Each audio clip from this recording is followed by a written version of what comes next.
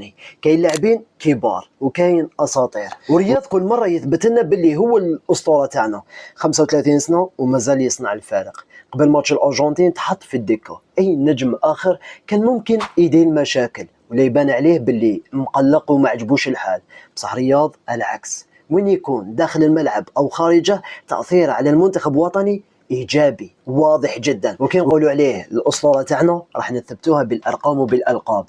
كي نهضروا تاريخيا، رياض لعب 119 مباراه، سجل 40 هدف وقدم 44 تمريره حاسمه وعنده 84 مساهمه تهديفيه. وفي هذا المونديال كتب تاريخ جديد. رياض اصبح اكبر هداف جزائري في تاريخ كاس العالم، اول لاعب جزائري يتجاوز 10 مساهمات تهديفيه في البطولات الكبرى مع المنتخب الوطني، سواء كاس افريقيا او كاس العالم. الكابيتان ولا ثاني جزائري يسجل ثنائيه في كاس العالم بعد صالح الصاد. وافريقيا